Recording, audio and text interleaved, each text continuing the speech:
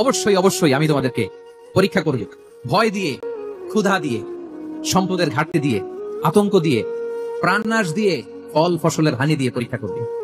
কিন্তু এই পরীক্ষায় যারা উত্তীর্ণ হবে, যারা সবর ইখতিয়ার করবে, অবশ্যই সাবিরিন, ধৈর্যশীলদের জন্যই হচ্ছে সুসংবাদ। আলহামদুলিল্লাহ পড়ে। তাহলে সম্মানিত সুধী, আমরা বুঝতে পারলাম এই পৃথিবীর ফিচার হচ্ছে এখানে বিপদ থাকবে, বিপদ ছাড়া কেউ থাকবে না। স্ট্রাগল থাকবে, কষ্ট থাকবে, ঝুঁকি থাকবে, রিস্ক থাকবে, এবং নানা ধরনের বিপদ আপদ দিয়ে আল্লাহ তাআলা আমাদেরকে পরীক্ষা করবে। এটা মাস্ট, এটা আমাদের মাইন্ডসেটে নিয়ে নিতে হবে। মাইন্ডসেটে এটা ক্লিয়ার থাকতে হবে। চিরসুখ চিরশান্তি এই দুনিয়াতে মিলবে, কোথায় মিলবে তাহলে? এটা তাহলে বিপদ আসবেই, আপদ আসবেই, পরীক্ষা থাকবেই আমাদের জীবনে। তবে ইন্টারেস্টিংলি মজার বিষয় হচ্ছে পরীক্ষাটা এক একজনের এক এক রকম। পুরো পৃথিবীতে একটা পরীক্ষা ক্ষেত্র, কিন্তু কারো প্রশ্নপত্রের সাথে কারো প্রশ্নপত্রের কোনো মিল নাই। সুবহানাল্লাহ। আমার পরীক্ষা একরকম, আপনার পরীক্ষা আরেক রকম, ওই ভাইয়ের পরীক্ষা আরেক রকম, ওনারটা আরেক রকম। সবাই পরীক্ষার্থী, সবাই পরীক্ষার্থী, কিন্তু কারো প্রশ্নপত্রের সাথে কারো প্রশ্নপত্রের কোনো মিল নাই। কারোর জন্য পরীক্ষা হচ্ছে সে খুব অসুস্থ, প্রচন্ড অসুস্থতা, তার জন্য পরীক্ষা। ক্যান্সারের রোগী, দুরারোগ্য ব্যাধি, ডক্টর বলছে 4th স্টেজে চলে আসছে, কয়েক মাস বাঁচতে পারে, এটা তার জন্য পরীক্ষা। আবার কারো দেখবেন যে খুব একটা অসুস্থতা নেই, অসুস্থতার ঝামেলা নাই, কিন্তু তার দারিদ্রতা আছে, তার আর্থিক অনটন, এটা তার জন্য পরীক্ষা। আবার কারো দেখবেন অসুস্থতাও নাই, দারিদ্রতাও নাই, তার দাম্পত্য জীবনের সমস্যা আছে না নাই? অনেকে দেখবেন এগুলো কোনোটাই সমস্যা না, তার ছেলে কথা শোনে না, মাদকাসক্ত। মাদকাসক্ত, রিহ্যাবে পাঠায়, আবার আসে, আবার গাঁজা খাওয়া শুরু করে, আছে না নাই বলেন? দেখেন তার পরীক্ষাটা আবার আলাদা। অনেকের দেখবেন মেয়ে বাবার কথা শোনে না। আবার অনেকের দেখবেন যে ব্যবসায় সমস্যা, লসের পর লস, লাভ উঠাতে পারে না। তাহলে পরীক্ষা ছাড়া, বিপদ আপদ ছাড়া দুনিয়াতে কেউ নাই, কেউ নাই প্রিয় ভাই। এটা আমাদের মাথায় রাখতে হবে। পরীক্ষা আপনাকে দিতেই হবে, পরীক্ষা দিয়ে দিয়ে নিজেকে প্রমাণ করতে হবে। আর এক একজনের পরীক্ষাটা এক এক রকম, কারো পরীক্ষার সাথে কারো পরীক্ষার কোনো মিল থাকবে না। তো মাঝে মাঝে আমরা এটা ভুলে যাই। আল্লাহ তাআলা কালামে পাকে রিমাইন্ডার দিয়ে আমাদেরকে স্মরণ করিয়ে দিতে চান যে পৃথিবীতে আসলে তোমরা এসেছো পরীক্ষা দিতে। এটাই জীবনের বড় বাস্তবতা। আমাদের জীবনে যত হতাশা, আমাদের জীবন নিয়ে যত অভিযোগ, আমাদের মনে যত কষ্ট, আমাদের হৃদয়ের ভেতরে যত অস্থিরতা, তার মূলে হচ্ছে এই সমস্যা যে আমরা ভুলেই গেছি আমরা পরীক্ষা দিতে আসছি। এটা যদি ভুলে না যান, এটা যদি আপনার মাইন্ডসেটে থাকে যে পুরো জীবনটা একটা পরীক্ষা, তাহলে দেখবেন কোনো কিছু আপনাকে কাবু করতে পারবে না। আপনি হতাশ হবেন না, জীবন নিয়ে আর অভিযোগ থাকবে না, আপনি ভেঙে পড়বেন না, সব অভিযোগ হতাশা দূর হয়ে যাবে। তারপর বুঝতে পারলাম পরীক্ষা আপনাকে দিতেই হবে। পরীক্ষা দেয়া ছাড়া এই পৃথিবী থেকে চলে যাওয়ার কোনো চান্স বা সুযোগ আমাদের কারো নেই। সূরাতুল আনকাবুতে আল্লাহ তাআলা এই কথাটা আরো চমৎকার ভাবে বলেছেন। আল্লাহ তাআলা ইরশাদ করছেন, আহাসিবান নাসু আইয়ুতরাকু আইয়াকুলু আমান্না ওয়া হুম লা ইফতানুন ওয়ালাকাদ ফাতান্না আল্লাযীনা মিন ক্বাবলিহিম ফালা ইয়া'লামান্না আল্লাহু আল্লাযীনা সাদাকু ওয়া লা ইয়া'লামান্না আল কাযিবিন। আল্লাহ বলেন, মানুষকে ভেবেছে সে শুধু বলবে আমি ঈমানদার আর তাকে আমি জান্নাতে ঢুকাই দিব। না, কখনো না, কোশ্চিন কালেও না।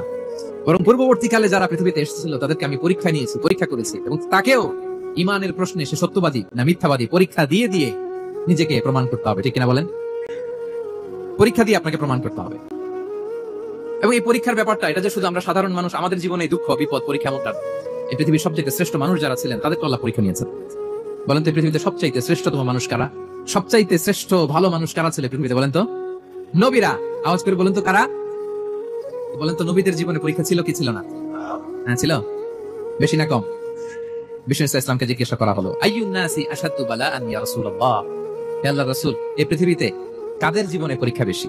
বিষ্ণু ইসলাম বললেন, আল আম্বিয়া, নবীদের জীবন।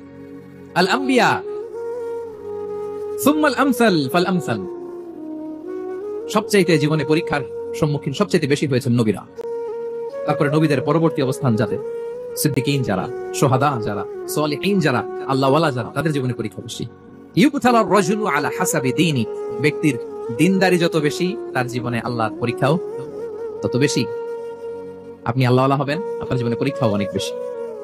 এজন্য ইমানদার হওয়া যেমনি মর্যাদার, ইমানদারের জীবনে পরীক্ষাও হবে অনেক বেশি। এবং পরীক্ষা যত বড়, খেয়াল রাখতে হবে, মন খারাপ করার কোনো সুযোগ নেই। পরীক্ষা যার জীবনে যত বড়, সেটাতে সফল হতে পারলে ওটার প্রতিদানও বড়। পরীক্ষা যত বড়, এটাতে সাকসেস হতে পারলে এটার রিওয়ার্ডও তত বড়। বিষ্ণু ইসলাম বলেন, ইযামুল জাযাই মা ইযামিল বালা, বালা যত বড় জাযাও তত বড়, প্রতিদানও তত বড়। কারণ নবীদের জীবনে যদি খেয়াল করেন দেখবেন, যেই নবীর জীবনে পরীক্ষা যত বেশি সেই নবীর জীবনে সফলতা তত বেশি। সাইয়েদনা ইব্রাহিম আলাইহিস সালামের কথা একটু খেয়াল করেন তো, বলেন তো ওনার জীবনের পরীক্ষা কেমন ছিল, বেশি না কম? ওনার জীবনের পরীক্ষা থেকেই তো আমরা এই শব্দটা ব্যবহার করি, আমরা বলি অগ্নি পরীক্ষা। কি বলি?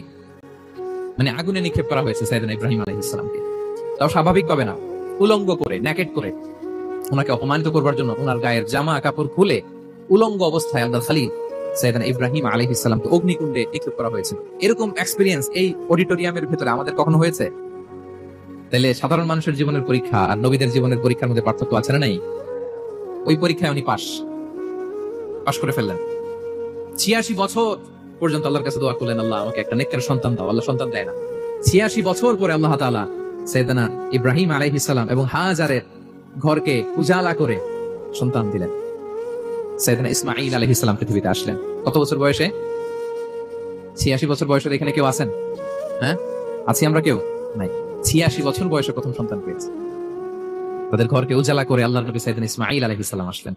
এবার আল্লাহ বললেন, যাও স্ত্রীকে আর এই কলিজার টুকরা সন্তানকে থাকো তো প্যালেস্টাইনে, প্যালেস্টাইন থেকে ১,৫০০ কিলোমিটার দূর দ্য ব্যারেন ল্যান্ড, ওই মক্কার ধুধুমরু প্রান্তরে রেখে আসো, যেখানে কেউ নাই, মানুষ নাই, গাছ নাই, পাখি নাই, পানি নাই, যাও রেখে আসো। আচ্ছা বলেন তো, ৮৬ বছর পরে যে লোকটা সন্তান পেল, বুঝেছেন উত্তর দিয়েন, ৮৬ বছর পরে যে লোকটাকে আল্লাহ তাআলা সন্তান দিল, তার হৃদয়ে ওই সন্তানের জন্য মায়া বেশি না কম? এমনি তো আমাদের প্রথম সন্তানের হিস্ট্রিটা একটু খেয়াল করেন তো। প্রথম আমাদের যে মেয়ে হয়েছিল বা যাদের ছেলে হয়েছিল, তার প্রতি আদর, সোহাগ, দরদ, ভালোবাসা, আহ্লাদ কত ছিল। আর ৮৬ বছর বয়স আল্লাহ তাআলা ওনাকে সন্তান দিলেন, দিয়ে বলেন যাও হাজারকে আর ইসমাঈলকে মক্কার ধুধুমরু প্রান্তরে রেখে আসো। আল্লাহ তাআলা বলতে দেরি, চলে যেতে দেরি নাই, মুহূর্তে উনি রওনা হয়ে গেল। সুবহানাল্লাহ পড়বেন না? রেখে আসলেন মক্কার ধুধুমরু প্রান্তরে। এবার আল্লাহ বললেন, যাও রিটার্ন ব্যাক টু প্যালেস্টাইন, প্যালেস্টাইনে চলে যাও। চলে গেল, হৃদয়টা ভেঙে খান।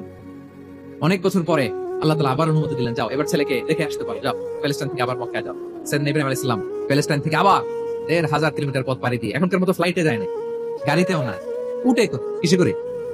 উনি যে কতবার মক্কা থেকে ফিলিস্তিন এসেছেন আর গিয়েছেন এই অত্যা নেই, গেলেন। এবার ছেলেটা হাঁটতে পারে, দৌড়াতে পারে, একটু কথা বলতে পারে, আব্বা আপু ডাকতে পারে। কেমন মায়া লাগে বলেন তো? মায়া ভালোবাসায় যখন টইটঙ্গু, ঠিক ওই মুহূর্তে আল্লাহ বললেন, ছেলেকে জবাই করো ছেলে। আল্লাহ তাআলা বলতে দেরি করেছেন, আল্লাহর আদেশ পালনে ১ সেকেন্ডও তিনি দেরি করেন নাই।